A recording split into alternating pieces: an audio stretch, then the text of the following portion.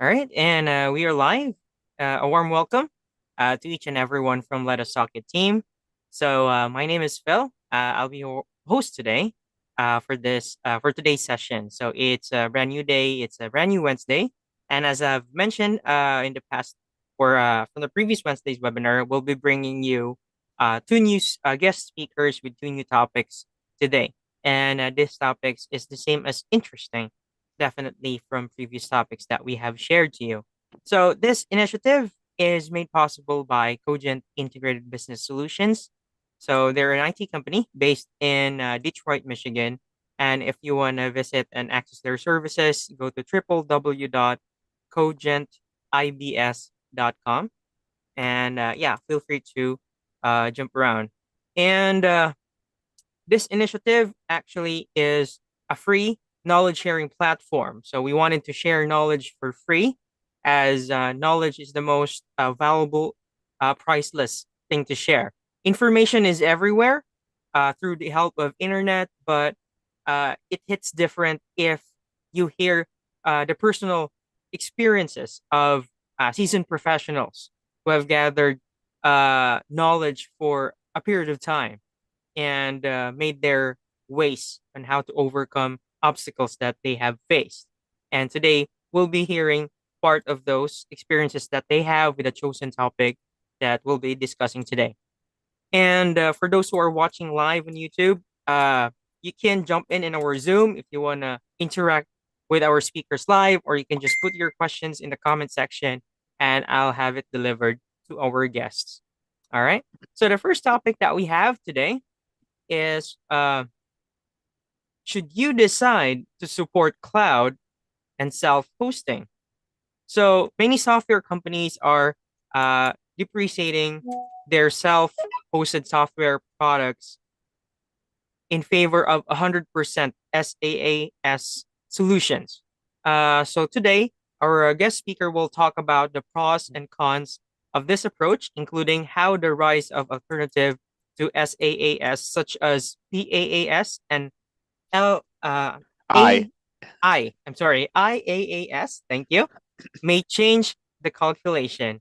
And our guest speaker is Mr. Adam Sandman, who founded Inflictra in 2006 and has been a programmer since the age of 10. Wow. Today, Adam serves as the company's CEO. He is responsible for product strategy, technology innovation, and business development, and lives in Washington, D.C. with his family. And to hear about himself on the topic, I'll give it to Mr. Adam Sandman. Thanks so much, John, for having me on the show today. It's a pleasure. And as you said, knowledge is really important. And I think people, uh, you know, when you're starting a business and launching a new platform, it's important to understand the different options. And so just to go back in time for a second, when I founded Inflectra in 2006, software as a service or platform as a service or infrastructure as a service, SaaS, PaaS, or hard to pronounce IaaS. Didn't None of those existed. People, when you were launching a business, and I had started in Fletcher, we needed to host it somewhere.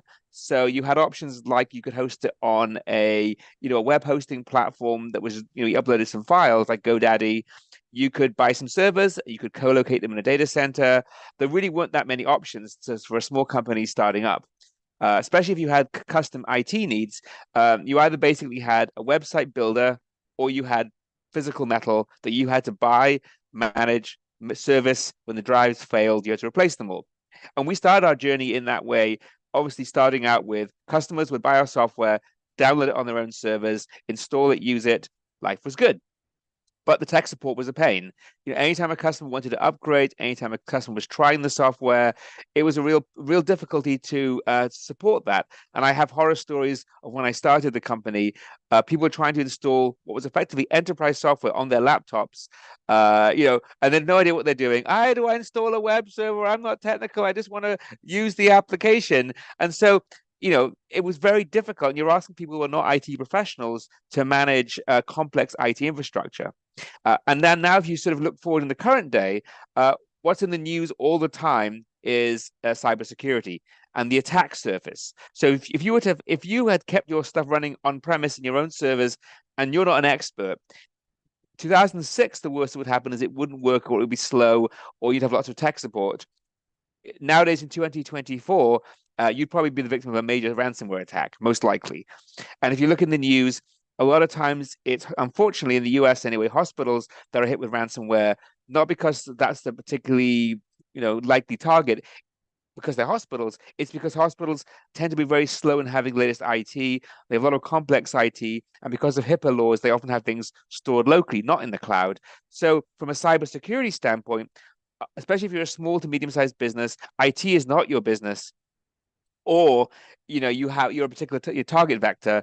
Moving to the cloud is an obvious thing. So let's talk about the cloud then. So if you're starting a business now, you're probably thinking, I'm going to release a web-based platform or maybe a mobile app, and it's going to be stored on the cloud. I'm going to use Amazon, Azure, maybe Google Cloud, GCP.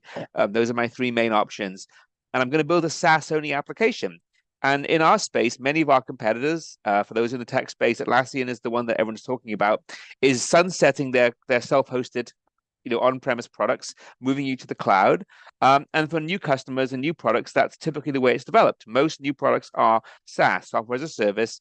You want a CRM system, you want an ERP and accounting software. You're not going to install Quicken or You're going to install QuickBooks, or you're going to go to QuickBooks Online. You're going to go to Zero. You're going to go use Salesforce. You're going to use Pipedrive. Most of the apps that a small to medium-sized company are going to use are probably web-based SaaS apps, maybe with a mobile app on top. So it's very easy to say, I should therefore build something to be 100% cloud native and 100% SaaS only. So this is a very short talk if that's the case. So the question is, why would I look at other options? Well, there are some problems with pure SaaS. So one of the problems is what we call the rise of shadow IT. So during the coronavirus pandemic, everyone started working from home, and suddenly everyone needed tools that worked very well anywhere in the world or anywhere on any network. So suddenly tools that were on premise had to go to cloud. Just things like antivirus. So we used to use antivirus that you'd install in a virus server, an antivirus license server, and then you would connect on your laptop or desktop or mobile device to that in the office. When you're away from the office, it didn't connect. Well, you're at home all the time. We had to move to a cloud-based antivirus type solution. So what happened in the pandemic is suddenly there's a profusion of IT being purchased by people with credit cards, and IT is like, you got to work. We're in a pandemic. Do what you have to do, and it's okay. Whatever the rules were before pandemic, enterprise IT buys software, we give it to you. No, that's gone out the window. We need to operate. There's a pandemic, it's emergency. So suddenly, every team is signing up for SaaS products of their own volition. But then what happens? As a company level, I have no consistency. I have team one using, Asana, team two using Jira, team three using Monday.com, team four using Trello, team five using some app you've never heard of. Everyone was just buying apps for their teams or even just for themselves with a software as a service subscription, and there's no control. So that gives problems to the IT department. First of all, what is that cloud service? Is it secure? Does it have SOC 2? Where is it storing its data? Is it being stored in the US? Is it in Europe? Are we dealing with GDPR? Are we dealing with privacy laws or HIPAA? And the problem was IT wasn't buying these things. No one's really checking. So now, 3 years later, IT has gotten back of the control and said, well, hold on, we're going to do an audit of all of our services and we're going to look at all these different SaaS products and we're going to start to see, do they deliver value? Or are we just spending a lot of money on duplicative products? And now IT is starting to say, we're going to consolidate. So from a SaaS standpoint, the danger for a buyer of SaaS products, the danger is they're easy to buy, easy to try, easy to start spending on a monthly subscription, but they tend to mean you're not putting a enterprise view forward. So I would say one thing is whatever your deployment solutions, whether it's on-premise, self-hosted, or whatever, make sure you understand what is your needs as an enterprise, your requirements across all the different products. What are the business processes you're going to be supporting? CRM, accounting, team management, development, testing, market automation. Make sure you understand all of these things. Find the best of breed set of tools that you have and integrate them, and then get rid of the others and migrate. So now at least you have a one company platform, or at least you have some top-down view. This is every single person buying something. And that's sort of the danger with SaaS, is it fragments your entire infrastructure. Now, the second part is, if I'm building a SaaS product, why would I ever want to build an option to have it self-hosted? Well, there's a couple of different possibilities. So with a SaaS product, you are relying on the vendor having everything done for you in terms of security and infrastructure. And that's generally a good idea. If you're a small restaurant and you want to have a billing system, I'm guaranteeing that a small restaurant probably isn't an expert in IT, probably doesn't want to have to manage the liability of a ransomware attack. So let's have it be outsourced to the cloud for a provider. Great. You're an IT company now, and you might work in a heavily regulated sector. You might work in finance, you might work in banking, or you might work in insurance, or maybe in life sciences, medical patient records. Now you're going to start building on top of a cloud platform. That data might be everywhere, and suddenly you realize that data should never have left the US. Maybe that cloud platform has a hack, and because those cloud platforms are very big, they are very big targets. So even though they probably do a better job than a small company would do, they are a bigger target. If there is a cyber attack, ultimately you're going to have to deal with the impact to your customers and your user base, even if it wasn't your fault. So there's that issue. And then who controls all the access keys? So, for example, without getting too technical, when you use a software as a service platform, you're buying an application that sits on top of infrastructure. That infrastructure is typically shared amongst all the clients, and access is effectively shared behind the scenes. So some customers now are starting to think, well, I really want the benefit of not managing my own servers, because that's a pain in the neck. The hardware fails. I want the ability to spin up infrastructure as I need, but I would like some of the flexibility of deploying these different applications in my own private environment. And that way, I get the benefits of having a bit more control over the encryption, where it's stored. My IT department can integrate stuff behind the scenes. We're not relying on the public internet, which is vulnerable for all integrations and all connectivity. And so we have the rise of what are called PaaS or IaaS platforms. And so what that would look like is, instead of going to a CRM application and saying, I'm going to go to mycrm.com and sign up, I'm going to sign up with Microsoft Azure or AWS or Google GCP, and I'm going to provision resources in my own AWS VPC or my own Azure cloud, and I will have virtual machines, I'll have some serverless stuff, and I will deploy images of these applications into that. Now that's obviously more work, it's more technical, but if you're a technical company, you can bring these apps into a private enclave. Now you get the benefit of the world-class infrastructure security and all the reliability that comes with it, but you hold the encryption keys to the entire environment. Your data never leaves that environment. And now, whereas in the old days, I think people didn't care where things were hosted in terms of, is it Azure, is it AWS? Who cares? Azure has a lot of AI services now, which are coming out, like Copilot, like OpenAI, running on Azure. We've had some clients that already have Microsoft subscriptions, for example, and they have an opinion, and they're like, well, if I run it in your SaaS, in your public SaaS cloud, it's running in your environment, which is fine. I want to integrate it with our OpenAI subscription and our private large language models that our company has been developing, because you've got really rich data that I would love to use as an enterprise. So now they could redeploy our application, because we allow this to be deployed in different ways. They can deploy our application inside an Azure enclave as a platform as a service type of installation. And now they get to mine that data and be able to use AI to get insights. And that's the other thing you're going to start seeing as AI and data analytics becomes more powerful, especially with generative AI, making it more accessible. If your application can be deployed into different private enclaves, clients can integrate these and get the benefits again of reliability and infrastructure and security, but they get the ability to glue these things together in very much custom ways and get much better data. And as we all say, data is king. And if you're a retailer, a major retailer, you wanted to get major insights from your customers, you might have multiple systems that you use to, take orders, fulfill orders, billing. If you could put that all into a private environment, you could have data analytics running on it. Gen AI could be fed that data, and it would give you back actionable insights like inventory is running low in these regions. When that happens, we notice that this could be redistributed and do these things. So you're giving your customers the flexibility now to deploy in different ways. So if you're designing an application from starting from scratch today, you may need to think about, I may have customers that are just going to sign up and use this in the simplest possible way, software as a service. I've got clients that want to deploy this as part of an integrated set of systems and services that they already have. They might want to deploy this in their own private enclave of, let's say, Azure. Third option is we have some clients where they're very high security. They cannot be on the public cloud. They're really worried about cyber attacks. They run on air-gapped networks. Now, that traditionally was basically the military intelligence services. It was a very small group. But we're seeing some customers now start to think about, What happens if the internet goes down? What happens if a ship deliberately or accidentally cuts through undersea cables and I'm disconnected from some of my regions? Some of our companies that are not the military or the CIA or so on, they're starting to say, my CTO has a mandate from the board. Can we operate off the internet? Not necessarily everything, because obviously customer stuff would have to probably be flowing. But are we completely dead if the internet goes down in our region because of an attack from a disaster recovery, or can we still operate? How do we architect for that? And so, if you're selling into the enterprise space, these are questions that people are asking. And then you start to think about data residency, which is the next kind of level of complications. If you're selling into certain industries like banking, in India, for example, you cannot have financial transactions leave the country.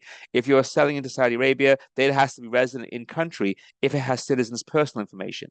Um, so the internet, which was this great global connectivity and backbone, is starting to get a little balkanized and having different regimes and different rules in different regions.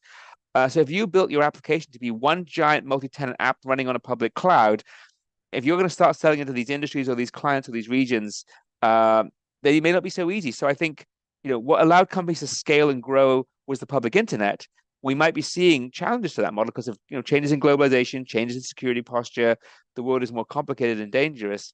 So if you want to sell into that more complex, dangerous world, thinking about how your clients will deploy your application and where they'll deploy it, I think becomes as important as the features and the marketing. And I think a lot of people don't think of that. They just think, if I'll build this app, people will use it, and that's the end of the story, whereas really it isn't. So I think, that's about 20 minutes. That's a good overview of how we see the world. I'd love to take people's questions and thoughts. If you've got agreements, disagreements, questions, I'd love to hear your comments. All right. Wow. The mastery of the process, actually, like you're you're talking smoothly, like you have run this process multiple times already and get accurate results. Uh, from the attendees, would like to hear your thoughts. Any questions, objections, or additional inputs, and acknowledging the presence of the CEO of Cogent. We have Sir Srini.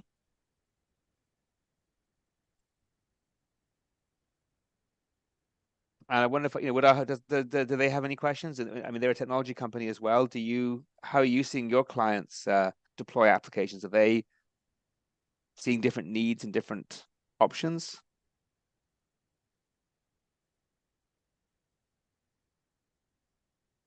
Okay. Well, it appears there are no questions temporarily, Okay. and checking on live as well. All we have is cheers. Yeah, no questions so far. Yeah, you can. Yeah, we have here Sriram.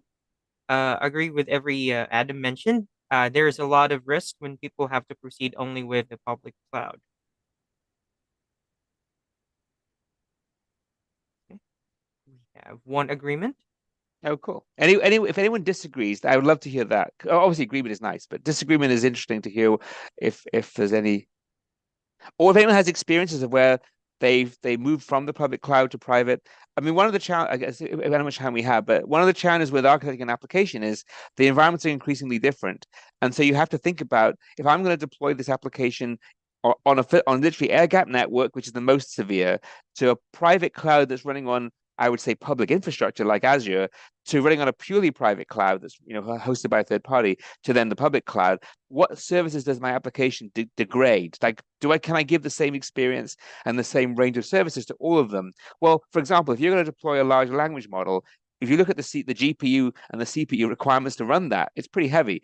The amount of electricity and power you're going to need is a lot. That's why OpenAI went to Microsoft and Azure. So you may have to build an application where the core application can be running in a container, can run on a public cloud, private cloud, all the rest of it. You may have some services that you come with the app, and some of those services might be limited to certain deployments. So you may have to have like a degrading functionality, like these particular features are only available on the public cloud or on Azure. These are on the private cloud and AWS, or these are only on these particular flavors, because inevitably someone's local hardware is never going to be as flexible as the range of services that an Amazon or Azure or Google can provide, or an equivalent, non US. It's interesting also, those three are all US companies. There are other options outside of the US that we often forget about. I was at GITEX in Dubai last year in October, and I'm going again this year. And outside of the US dominated world, you've got Alibaba Cloud. There's other countries that have very sophisticated cloud offerings that a lot of US European companies don't look at, but they have a lot of the same services, AI services, hosting, all of the orchestration, and you may have to be building for multiple. So if you're going to be, let's say, you're going to be building an application for the Chinese market and the US market, you may have to have two completely different sets of APIs in the back end to run the same user experience on Alibaba versus, AWS or Google or Azure. So already the world, even on the public cloud, isn't one public cloud. So I do think we have to become more, I think, flexible and not follow the bandwagon as technologists. It's so easy to say, well, everyone's built their app on AWS. It's what I used the last 10 times. It's what I know best. We always use what we know best, not what's best to use. I mean, I would say. So, think of the number of times. Oh, trends in government and such clients. Great question. Government, we do quite a bit of work with government. Government is very slow.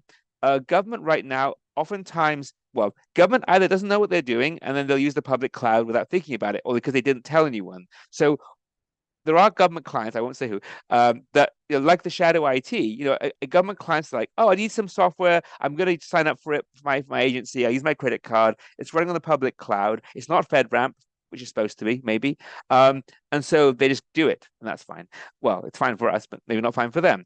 And then you have clients that are, they're following the government process, which is we need to be FedRAMP certified. And Amazon and Azure, at least I know Amazon for sure is, they are FedRAMP certified, the infrastructure, but not every application running on it is. So now you're looking at that whole platform as a service option, because you might need to run it as a platform as a service, because even though Azure or AWS has GovCloud or the equivalent that is FedRAMP and is for government clients, the app itself is not. So if they manage the app, you're probably not compliant. But if you install the app on Azure or AWS GovCloud, then you are compliant. So it gets complicated. And then the third thing we find is there are some government clients that are like, I can't be bothered with all that. It's too much paperwork. I'll install it on a server in my office because I know then I'm at least legally compliant. And so government is oftentimes staying on premise because that's often the easiest, because it's what they know works. They have an existing contract with a small business that provides the hosting, and they install it on the servers the old-fashioned way. So government clients, I think, are still behind the trend, but partly because they're forced to because of rules like FedRAMP. But the cloud platforms do have these options. There's GovCloud and AWS in almost every region, and that is FedRAMP for US. But a lot of government clients, I think, are still a bit unsure because they're always risk averse. They don't want to do they don't want to do the wrong thing, or they don't know they should be doing the wrong thing, and they just do it anyway. So it's like there's ignorance and there's sort of fear of the bureaucracy. So I think that's what I'm seeing with government clouds. It's a real mix, but there's not a coherent strategy yet.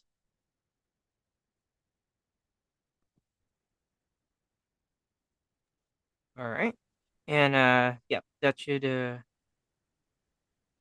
yes. So Srini said thank Excellent. you, and Thank you, that's Srini. an Appreciate it. indication. Yes. It's the question is addressed. Yeah. Cool. Okay. All right. So yeah, you stopped at the exact time. So but definitely there's no time constraint. So we would like to hear like what is Inflectra about, and then anything you'd like to promote, upcoming uh things or events or products you might be Oh, absolutely. wanting to Thank you so promote. much. Yeah. And so Inflectra, we're a provider of software development and software testing tools to help clients release products with no risks, basically, or minimal risks, reducing the risk of delivery. And really what we're about is helping clients increase quality, increase speed, and reducing risk. So our goal is that you should be able to release products, without any day one problems. And too often that's not the case. You hear the news about quality escape, which is a terrible idea. Quality should never escape. Quality should be maintained and controlled and improved. So our platform is a secure way to do that. And our platform is to help you design, develop, test software, but we ourselves provide it in multiple different hosting options for the reasons I outlined in my talk. In terms of what's coming up, lots of exciting things are coming up. We've got some new AI integration. We've just released that earlier in the year. We released our OpenAI integration for the AI. We're releasing an Azure version coming up very soon, and we're also looking at some other options with co-pilots in our platform. So we're basically infusing AI into a lot of our platforms to speed up the generation of tests and tasks and project management, and look for actionable insights. We have some webinars coming up on various different topics on AI in healthcare, AI in general, some topics on testing and quality, some industry talks. We also have a live for those based in the Washington D.C. area, a bit specific. We do have an event coming up in a few weeks with our partner Lambda Test, which is going to be a tech meet and greet. And we also do attend many trade shows. So I will be attending GITEX in Marrakesh, JTEX in Dubai, also the testing talks in Australia, Star East and West in Florida and California, and Eurostar in Stockholm. So if you happen to be in any of those cities and are interested in stepping by, we'll have a booth there. I'm happy to talk to you and answer your questions. Wow, that's fantastic. Yeah, it sounds really busy though, but definitely those are good works. And where would they access this informations? Is this available on Inflectra website? Yeah, inflectra.com. I posted in the chat. Go to Yes. www.inflectra.com. Go to our LinkedIn page. We also have a company events page where we publish a list of all the upcoming events. I'll put that in the chat as well. And I'm personally on LinkedIn, so feel free to message me and connect. Happy to chat on LinkedIn as well with anyone in the talk. All right, and there you go. That was a great talk for the first topic that we have today. And again, re-mentioning, visit www.inflectra.com for the upcoming events, and then search the company name on LinkedIn to find their page so you have access on their upcoming events and webinars as well. Should you find the details interesting, and also you can find Adam on LinkedIn. He's very approachable, almost replies instantly, definitely, and you can get his contacts there. All right. So thank you so much for giving us a great session for the first topic, Adam. Thanks, John. And yeah, we are very pleased to have you in this platform and hoping in the future for a different topic and different session. And yeah, thank you for bringing your valuable knowledge and experience here. Thank And you. yeah, we will move to the next topic that we have today. So for those who are watching live, please stay as we would like your interactions furthermore with the upcoming topic that we will be discussing today. All right. So for the next topic that we have today is leadership transitioning. This is know when to make space for the next. So it is extremely important to choose the right successor. More important than this is ensuring that you are ready to give away the reins to the next. Non-interference, non-alignment, and non-emotional approach is key here. So your involvement cannot be dissolved. And in today's session, our guest speaker will be talking about smooth transitioning of leadership in corporations and enterprises. So we have invited this guest speaker way back before, like last year, definitely for a different topic, and he's here to add value again, contribute what he has. So he is the director of Target Blues Training Solutions and a leadership guide. His name is Jitanshu Chandal, and he is a dynamic and a power packed motivational speaker, certified NLP trainer, lead trainer, communication and personality development coach, leadership, incubation, and team development guide, presentation skills trainer, leadership coach, also agriculturist and a writer. And to give room for him to share a little bit of himself with his recent works as well. And to continue with the topic, I'll hand it over to you, sir, Jitanshu. Thank you so much, Phil. And that was a pretty exciting session earlier by Adam. And though I'm not from a technical background, I could make a lot of sense from his content. Thanks so much for that. And now, continuing into my session, I would like to first talk about what I had spoken last year. So it's been a long association with Let Us Talk It. And throughout this journey, I have always specifically spoken about leadership as the center of my speeches. Again, I come back, perhaps this would be the last session in this series where I would now be talking about how to transition leadership. In the last few years, while I have worked with a lot of corporates, I've worked with a lot of organizations, especially organizations where proprietors have become the directors and CEOs and chairmen of the organizations. They've led the organizations for, let's say, 20, 30 years.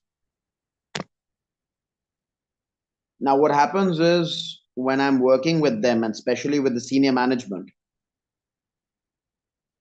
and I'm trying to motivate them to give whatever is remaining in them for whatever duration they want to spend their time with the organization. And one thing which I have seen common in all senior managements are, how do we step down?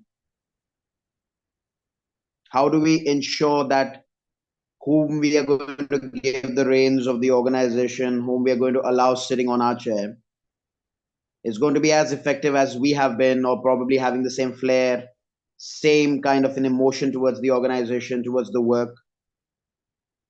And in most cases, what I've seen is that the leaders, especially in the senior management, they're not as courageous as they should be in terms of transition of leadership. And even if they're able to achieve this transition, a lot of these leaders are unable to be non-interfering, non-aligned, and non-emotional. So for even a large portion post-transition also, what we see is that many a times there is a lot of conflict arising, again because the earlier leaders are still in an interfering mode, or probably even if this is unintentional interference. According to them, it is in the benefit of the current organization. Still, it is hampering the functions that the new leader is trying to get into the organization. It is hampering the work style. It is hampering performance. It is also hampering revenue. And thus, I felt that this topic should be taken up today at such a platform. Now, I have a few stats written over here. According to a Deloitte report, it says that an alarming 40% of new leaders fail in their first 18 months. 2020, 77% organizations experience a large leadership gap post transition.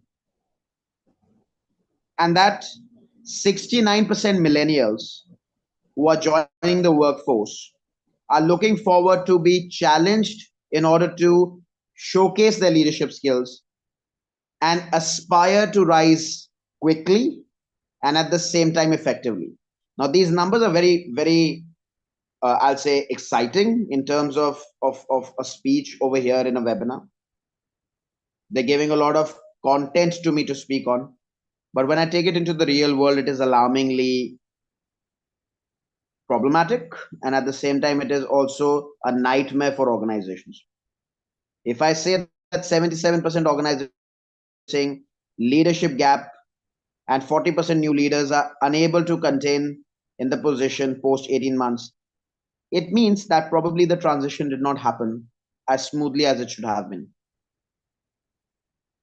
Now, I wanted to show you a presentation, but due to the lack of time, I will be cutting it short. I call this session Passing on the Torch, Mastering the Art of Leadership Transition. Now, before we move ahead, we need to understand what transition is, right? What is happening is, in the ever-evolving world where leadership is becoming fast-paced and it is happening on a daily basis, mastering this is extremely crucial. And for leaders who are making space, they need to ensure that this is happening seamlessly and that the next leader is feeling as comfortable as he could be. For that, what do we need to understand is, we need to first understand what transitioning actually is. When you're transitioning the leadership, when you're giving it to somebody else, more, I would say it is transmissioning. You're actually moving from one place to the other. What happening is The leadership role is now requiring you to have a clear vision. Why do you need to change this place? Have you had enough? Have you done enough for the organization, and now do you want to make space for the next one? You need to embrace this. And once this decision has been taken, you need to stay with it, stick with it. You need to make sure that the next person who's coming in is feeling belonging, is feeling that he is full of potential, and at the same time, he's guided. Embracing this change will help leaders on both sides of the road, the one who's crossing it and the one who's making space.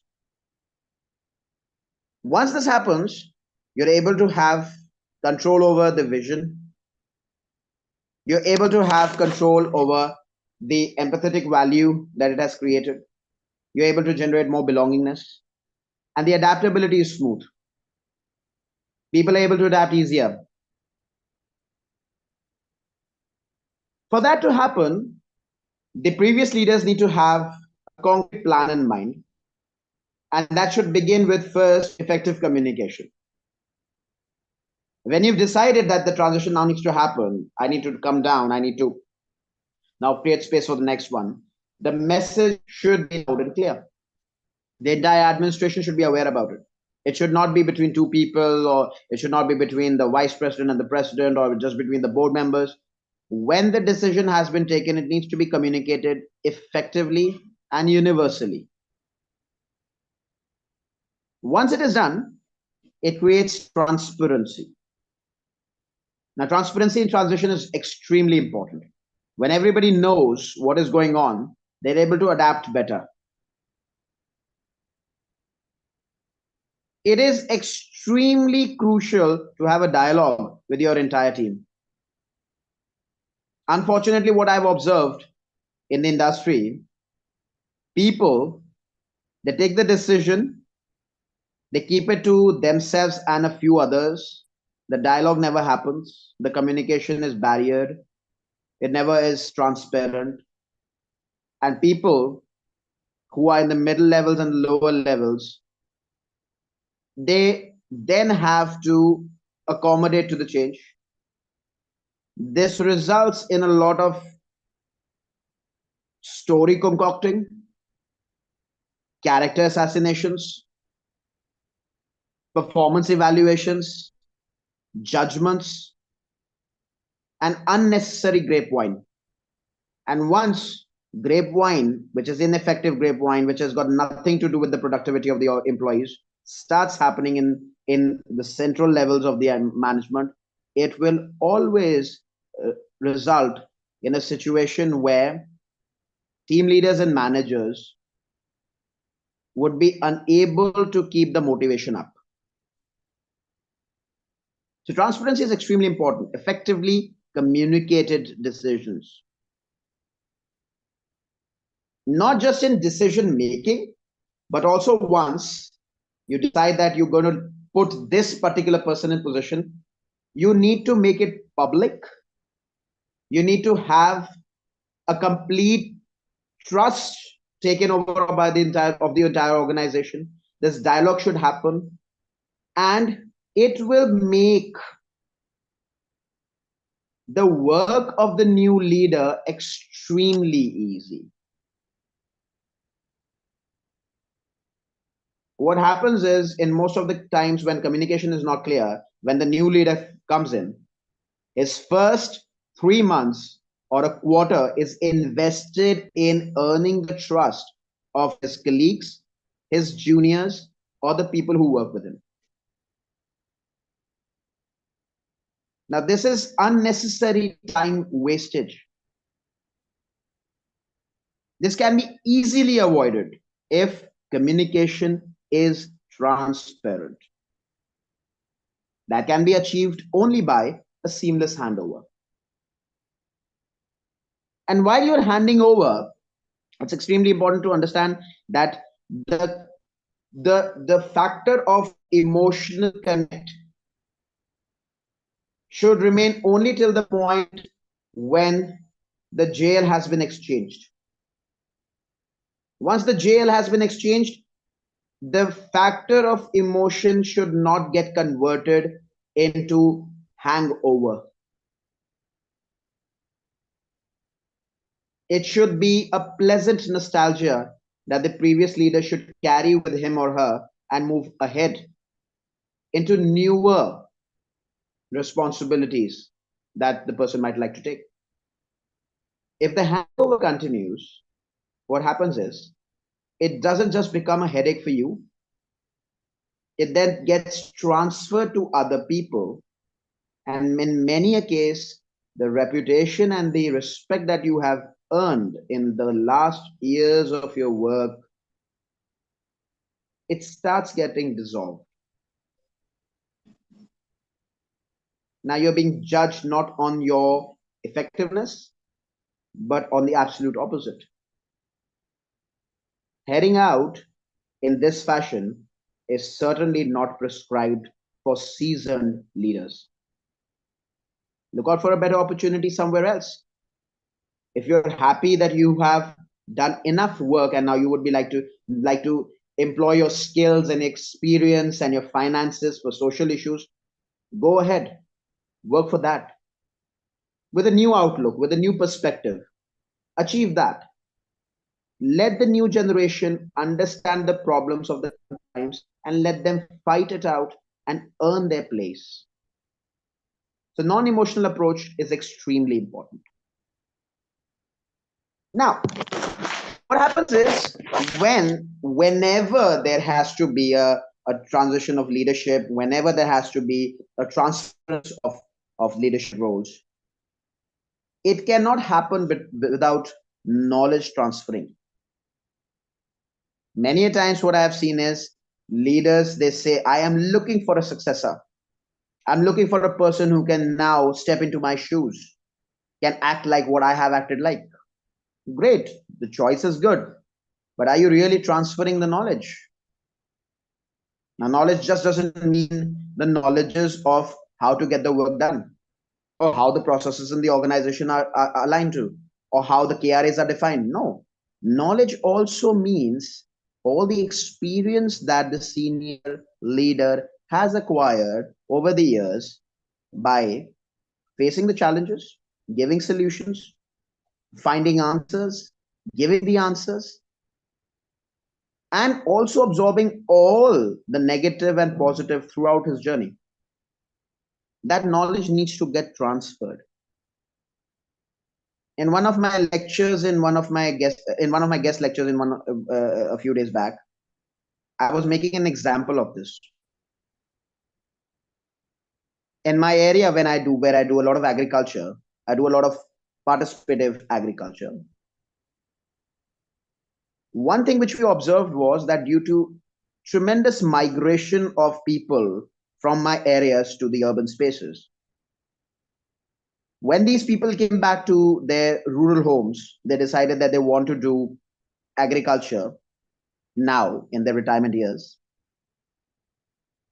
The very people who had done it in their childhood with their fathers and their mothers, after 45, 50 years, when they come back to do the same act, are unable to do it.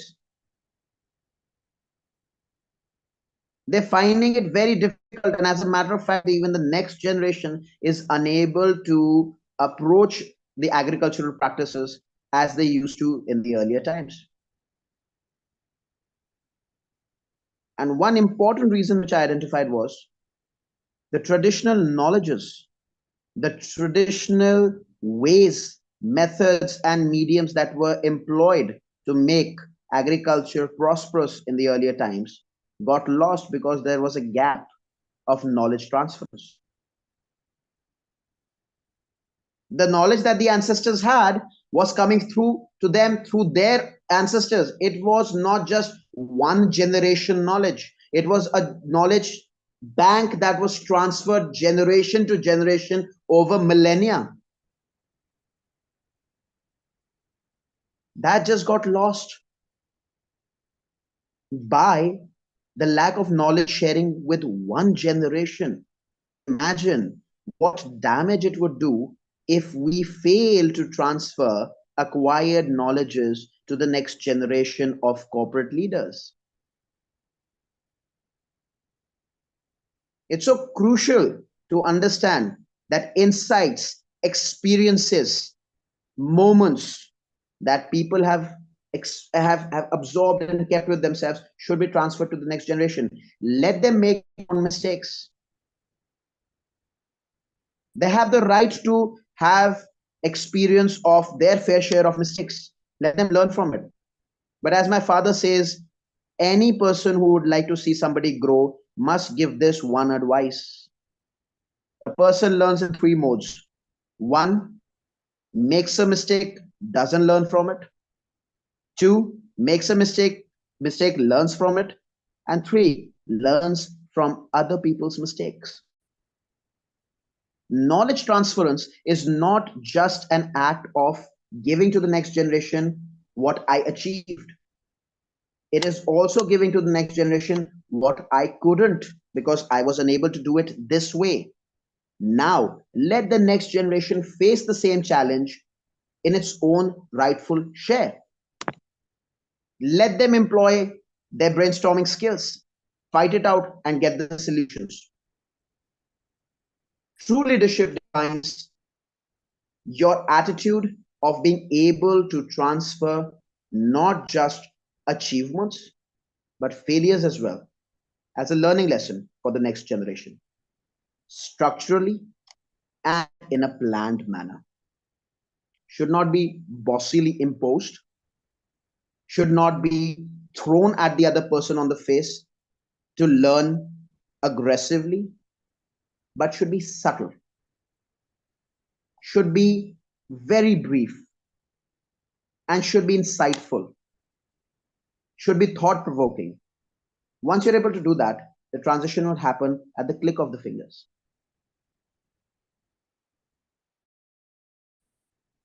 Now let's understand why trust and respect is so important in leadership transition. When you create the environment of trust, the outgoing leader is telling to the incoming one, I'm available whenever you need me. I would be there to guide you. I would be there to help you in your stressful moments because I know what you would be facing in the near future has been the past. When this responsibility sharing is done, the trust is built between the two leaders and a sense of respect is generated. It is creating authentic bonds. It is creating confidence in the new leader. And now he would not shy away from taking those bold decisions that can really change the face of the enterprise, the organization, the company, the society, because now he knows somebody at least believes that he has the capacity to bring about this change. Often it has been observed, and I have observed it in my sessions as well. As you climb the bottleneck, on the upper positions, mostly out of professional regard, the decision maker is left alone. Though he might have a small conclave of guides, a small conclave of people he can trust and discuss, still the final decision is of the leader. If trust and respect is missing and he does not have a person to fall to discuss how should I take about this issue,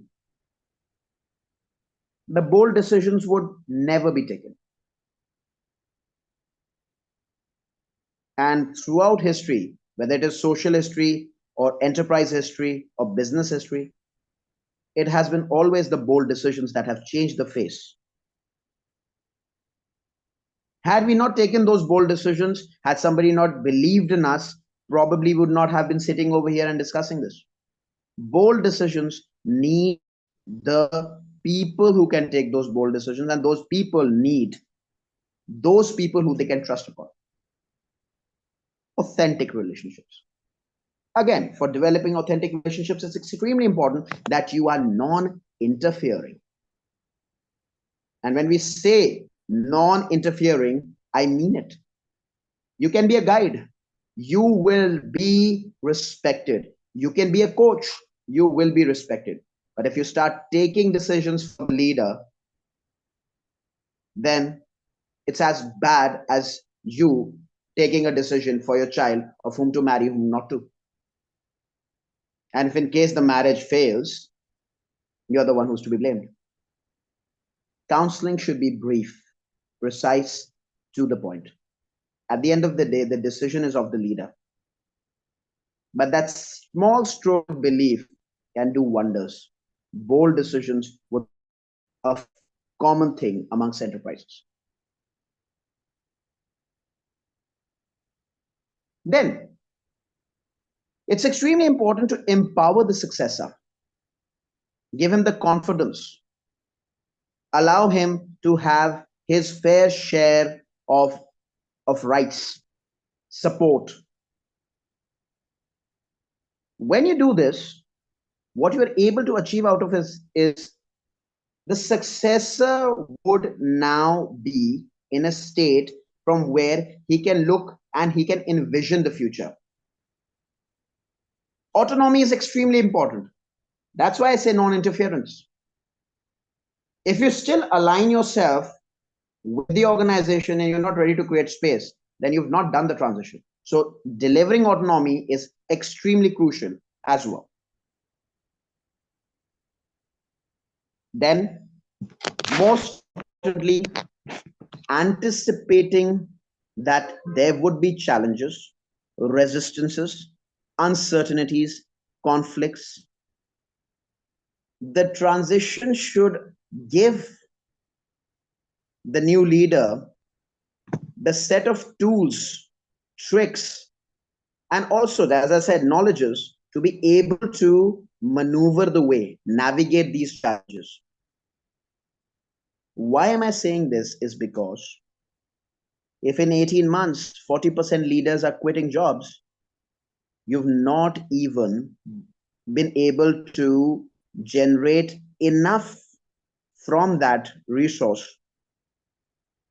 And now finding a new one is going to be time consuming as well. And now allowing that person to settle into the system is going to consume more time. So it's not in the favor of the organization.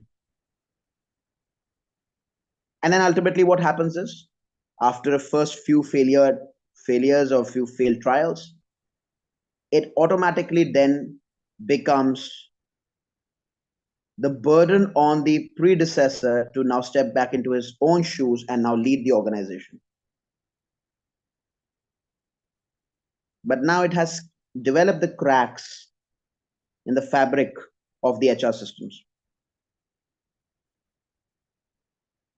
So now the predecessor would not just be running the organization, he would also be filling those gaps. Double responsibility can be easily avoided. When the transition is happening, when you've selected your successor, communicate with him or her whatever you feel would arise for him or her as a situation in the organization. Resistance would happen. People are not so open-minded to change. Teach change management to people, empower your successor, and then give him the right set of tools, skills to maneuver his ways. This needs a proactive approach. You cannot do this when you're exchanging jails. This needs to happen 3, 4 months, 6 months in advance. It's a time-consuming process. The new person now needs to absorb a lot of things and then exercise it, practice it, so that when he would be in the real position, he would be required to take the right decision in quick time. At that time, experimentation is not possible. It can happen when the transition is happening. In the 6 months, he can be given multiple opportunities for experimentations, and the results of those experiments can be his bread and butter when he's going to actually exercise his rights. And finally, when I say that transition needs to happen in a non-aligning way, I have this stat that I need to give all of you. I was reading this report by Deloitte again, and it read 86% consumers want corporate leaders to lead on social issues that impact them. It's a great number. So, for the predecessors, this is a small message that I would like to give you. Do not disconnect completely. Do not switch off the button, but yes, be non interfering, non aligned, non emotional. There are millions of issues out there that require time and experience. Find passion in one of them, commit to them, bring about a change, and then at the same time, just keep a blessing hand on the new one. Let the organizations run under new leaderships. Even if bad decisions are being taken, control yourselves. Do not start imposing yourself that in our times this didn't happen. We used to do it in a different way. Do not break the morale of the new one. Even if you're on the board of directors, do not impose yourself. Restrain from this. Be encouraging, be mentoring. This would not just make you a good predecessor, but at the same time, it will keep reminding you that in your new journey, where you would be now forced to take decisions on new issues, you would also be being judged. And at that place where there has been another predecessor, is he still aligned to your cause? So this is not just a single unit working, it's a chain of things happening at the same time. Make space, let the new leaders work, transition smoothly, maintain good communication, have transparency. Do not forget, non-interfering, non-aligning, non-emotional. That would be all from my side. Thank you so much for listening me out. If there are any questions, I would love them now. Wow, that was really deep thoughts and deep insights that you have shared. As shared also by Sir Srini, very important topics that gets ignored often and not prioritized as quote unquote we are possessive. So yeah, I also agree with this. And from Sir Sunil, yes, every leader should be percolate the management expectations to down the level as transparency should be there. Yes, thank you so much for this opinions and thoughts. Anyone from the attendees have questions or additional inputs? Feel free to open your mic.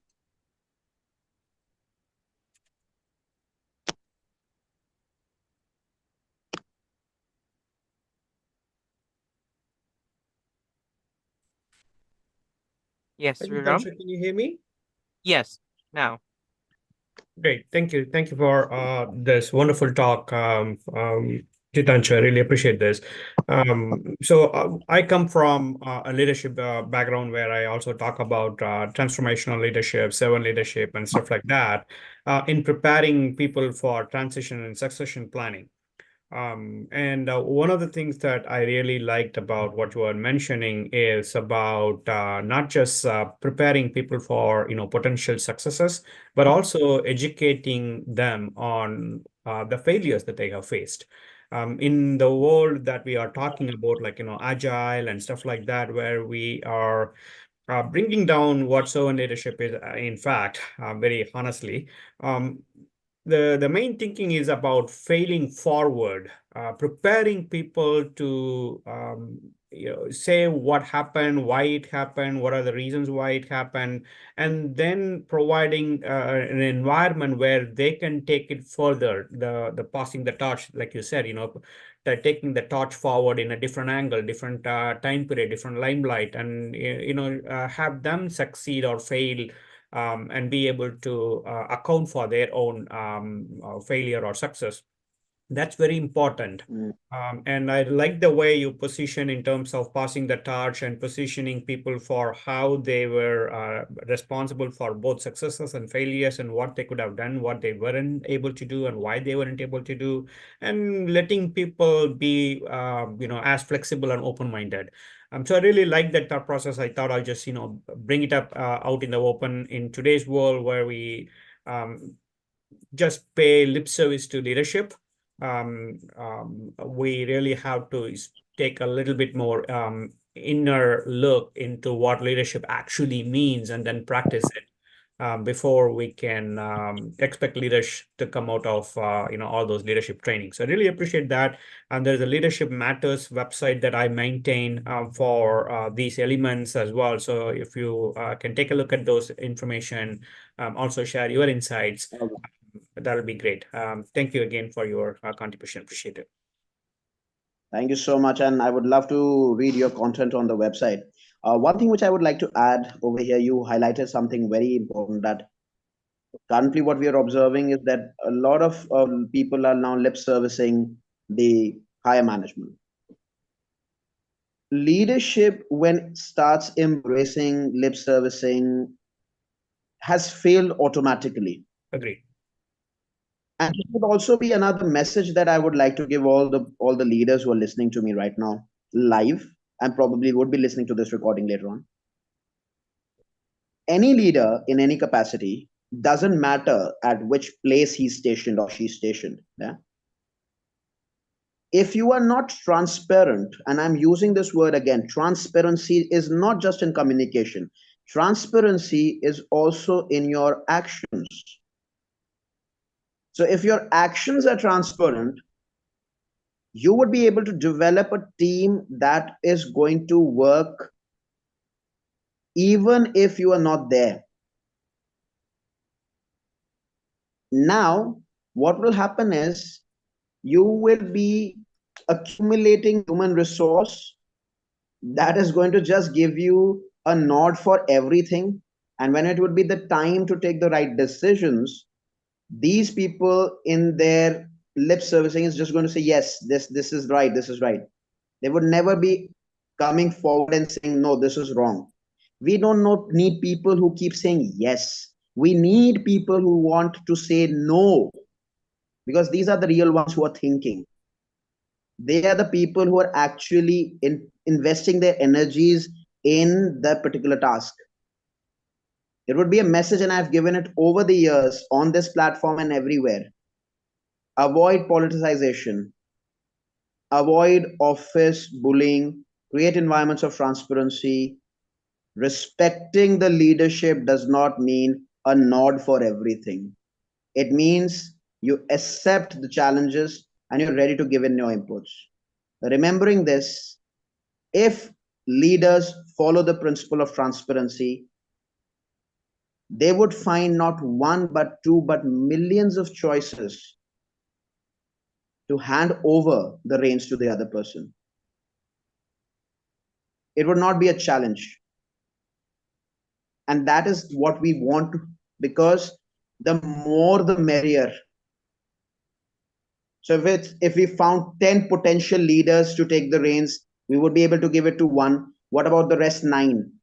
We can employ their experiences and their skills at some other places where they feel that they have been given leadership positions. That is going to make the enterprise, the organization larger, bigger, because everyone is feeling one important thing. They're feeling served. Agreed. That's what I needed to add. So much. Absolutely. One of the foundational things behind leadership is leaders create leaders. So all your points are 100% absolutely great. Thank you very much. I appreciate your thoughts. Thank you so much. Thank you. All right. Thank you so much for that wonderful contribution, Sriram. So, as mentioned, so you also have your area of expertise you wanted to share. So maybe we'll get in touch with you Sure. for future sessions that we may have. So yeah. Okay.